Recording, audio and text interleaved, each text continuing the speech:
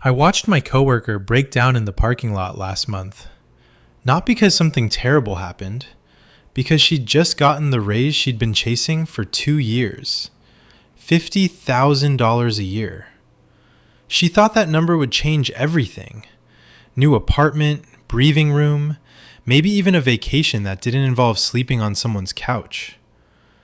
Then she ran the math on what life actually costs right now, and she just sat there, engine running, staring at the dashboard like the numbers on her phone screen were written in a language she didn't recognize.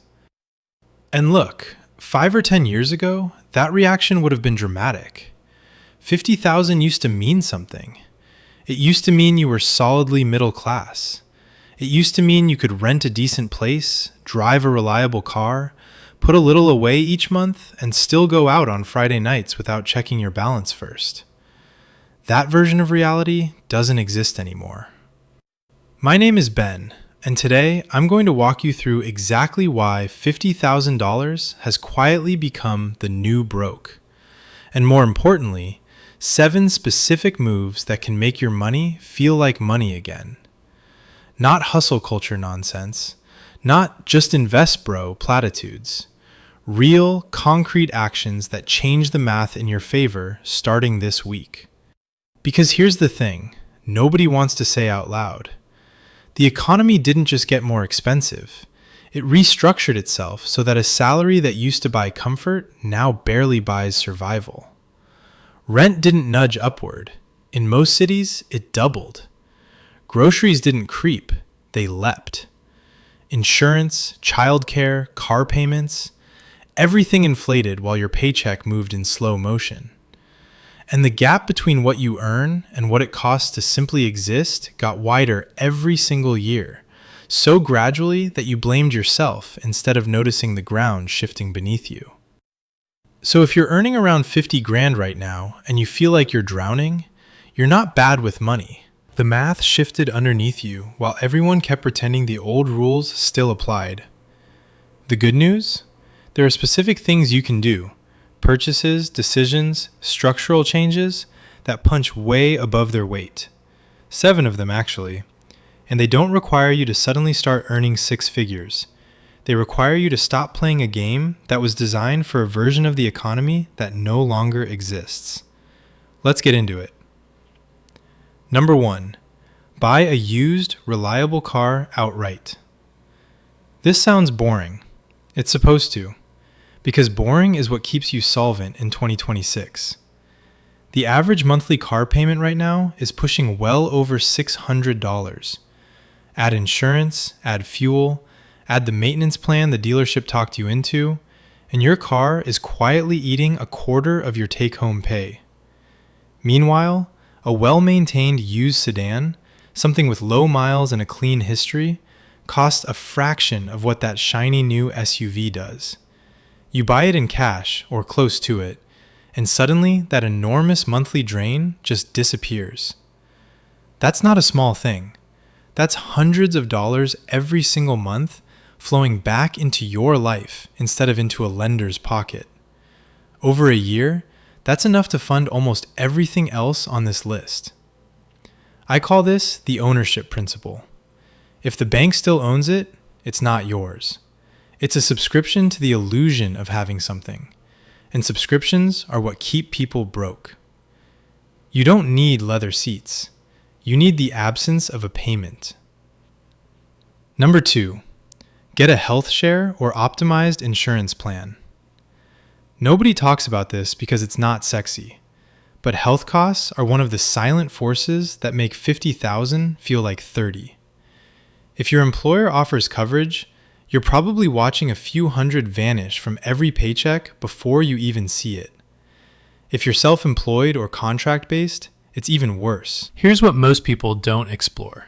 Health share programs, high deductible plans paired with an HSA, or even negotiating directly with providers for routine care. An HSA alone is one of the most powerful financial tools that exists. You put money in tax-free, it grows tax-free, and you spend it tax-free on medical expenses. That's a triple tax advantage. Nothing else in the tax code does that. The point isn't to gamble with your health. The point is that most people are dramatically overpaying for coverage they don't fully understand. And the difference between a thoughtful health plan and a default one can free up thousands a year. And here's the thing these first two moves share. They don't ask you to earn more. They just stop the bleeding. And when your income is what it is, stopping the bleeding is the raise. Number 3, buy a chest freezer. Stay with me. I know that sounds absurd on a list about why $50,000 feels like nothing, but food costs have become genuinely destabilizing for people at this income level. And the single biggest weapon against inflated grocery bills is buying in bulk when things are cheap and storing them properly. A chest freezer costs a couple $100, runs on almost no electricity, and completely changes your relationship with food spending. You buy meat when it's marked down. You batch cook and freeze meals for the weeks when you're too exhausted to think, let alone cook. You stop throwing away produce because you froze it before it turned into a science experiment in your crisper drawer. Here's what most people don't realize. Every time you open a delivery app because you're tired and your fridge is empty, that's $15, $20 gone. Just like that. No thought, just a thumb swipe and a dopamine hit. Multiply that across a month, and you've bled out more on convenience than some people spend on car insurance. I call this Newton's law of spending. A dollar in motion tends to stay in motion. Once you start spending reactively, you don't stop. The freezer breaks that chain. It's not about willpower. It's about eliminating the moment where the bad decision gets made in the first place. When your freezer has meals ready to go, the delivery app loses its power over you. You're not white-knuckling it through some discipline challenge. You just already have food. The decision is already made. Number 4, invest in one income-producing skill. Not a degree, not a boot camp that costs a small fortune. One specific, marketable skill you can learn in 60 to 90 days and start using almost immediately. Copywriting, basic web design, bookkeeping, video editing, even something as straightforward as managing email campaigns for small businesses. Here's why this matters so much at this income level. You're probably near the ceiling of what your current role will ever pay. You can grind for years, collect modest raises that barely keep pace with the cost of everything going up around you, or you can spend a few months building something that generates income on the side, even just a handful of hours a week. That margin is everything. It's the difference between sinking and stabilizing. And here's the part that compounds. Once you have a skill that earns independently, your job stops being your lifeline. It becomes your base. That psychological shift alone changes every financial decision you make. Options are the real currency, not dollars. Number 5, set up automated transfers the day you get paid. This one sounds like every piece of financial advice you've ever heard, and that's exactly why most people skip it. They think they already know this, but knowing it and doing it are completely different financial realities. Here's what actually works. The morning your paycheck hits, an automatic transfer moves a fixed amount into a separate account that you do not touch. Not a savings account linked to your checking, where you can transfer it back in 30 seconds. A separate bank. Ideally one without an app on your phone. Make it mildly inconvenient to access. You've been there. You tell yourself you'll save whatever's left at the end of the month, but nothing is ever left. There's always a bill, always an emergency, always something that felt urgent at the time and forgettable by the next week. Parkinson's law of money says spending expands to fill whatever's available. So you shrink what's available first, before your brain even registers it as money you had. Start with an amount small enough that you won't feel it. Then bump it up a little every month. In a year, you'll have a cushion that would have felt impossible 12 months ago.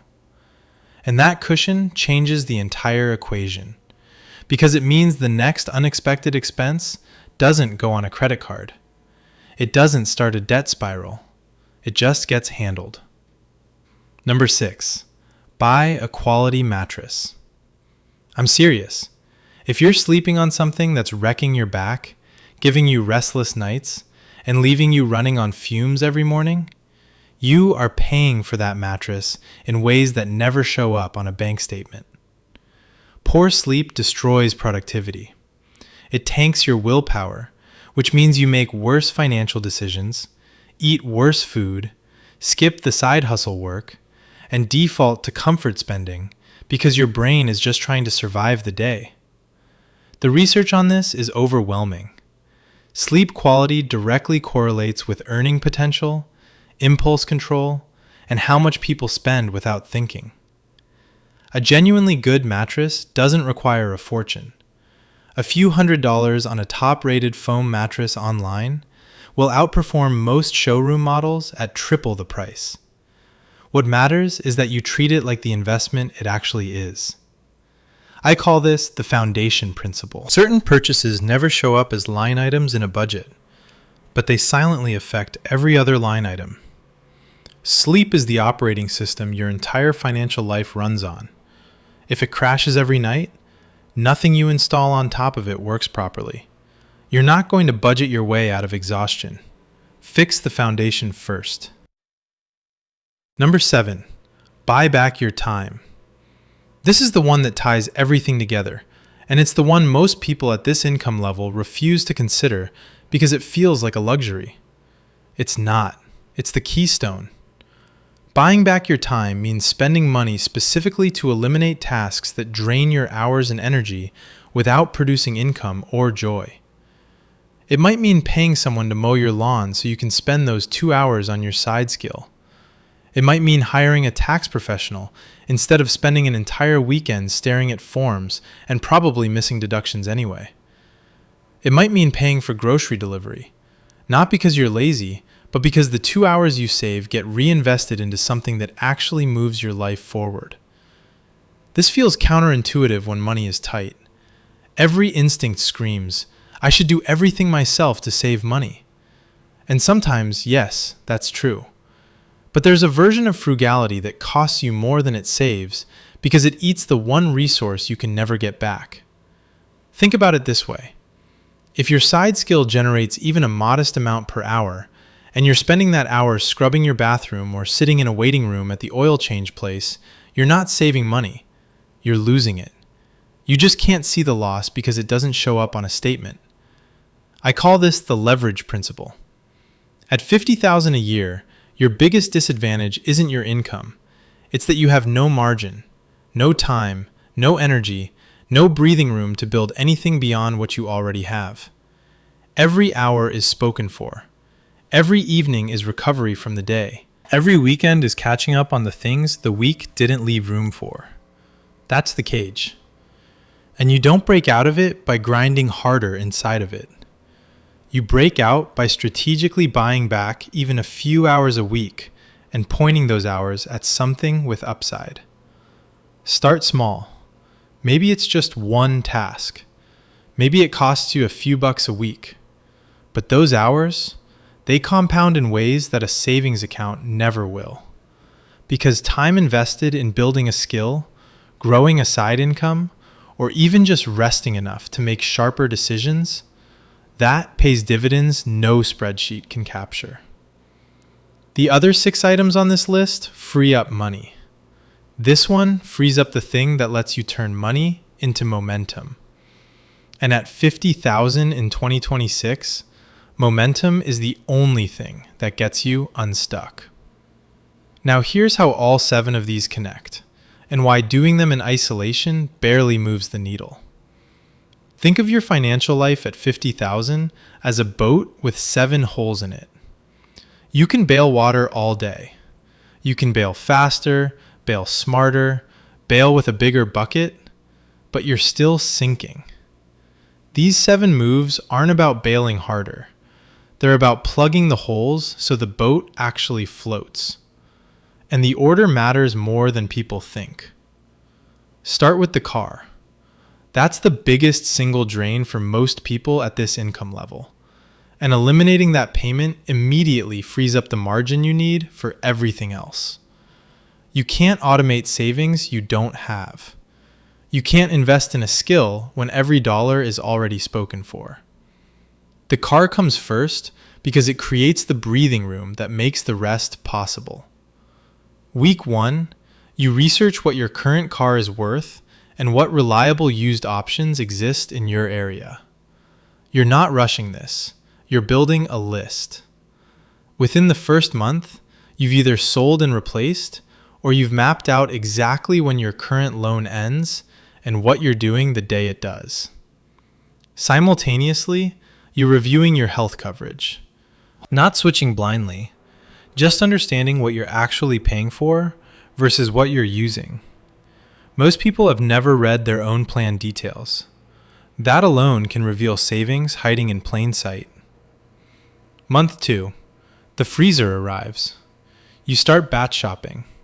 You start noticing how much less you spend when the convenience excuse disappears. Month 2 is also when you pick your skill. 1, not 3. Not whatever's trending on social media this week. One skill that aligns with something you're already decent at or genuinely curious about. You dedicate a small window of time each day. Non-negotiable. Month 3, the automation kicks in. By now, you've freed up enough margin from the car, the food system, and the insurance optimization that there's actually something to automate. It moves the morning your check hits. You don't see it. You don't decide. It just happens. The mattress and the time buyback, those slot in whenever you can afford them without disrupting the system. They're accelerants, not foundations. And here's the thing nobody tells you about this approach. The hardest part isn't any individual step. The hardest part is believing that small structural changes can outperform a massive raise. But they can. Because a raise at $50,000 just gives you more water to pour into a leaking boat. These 7 moves fix the boat. So let's come back to where we started. My coworker, sitting in her car, engine running, staring at the dashboard, after getting the raise she'd spent 2 years fighting for. She wasn't ungrateful. She wasn't bad with money. She just realized that the numbers she'd been chasing had quietly stopped meaning what it used to mean, and nobody had told her. That's the real problem, not the income. The assumption that the income is enough. These 7 moves, the paid-off car, the optimized health plan, the chest freezer, the income-producing skill, the automated transfers, the mattress, and buying back your time, they don't require you to double your salary. They don't require a trust fund or a lucky break or some guru's course. They require you to stop treating $50,000 like it's still 2016 money and start engineering your life around what it actually buys today. Because here's what I've learned watching people at every income level. The ones who feel broke at $50,000 and the ones who feel stable at $50,000 aren't earning different amounts. They're running different systems. One group lets the money flow through them like water through a screen door. The other group builds the structure first, then lets the money flow through that. You don't need all 7 at once. Start with 1. Whichever one made your chest tighten a little while I was talking about it, that's your first move. You felt it for a reason. $50,000 isn't what it used to be. That part you can't control. But whether it feels like nothing or feels like a foundation, that part is still yours. The money didn't shrink. The world just got more expensive.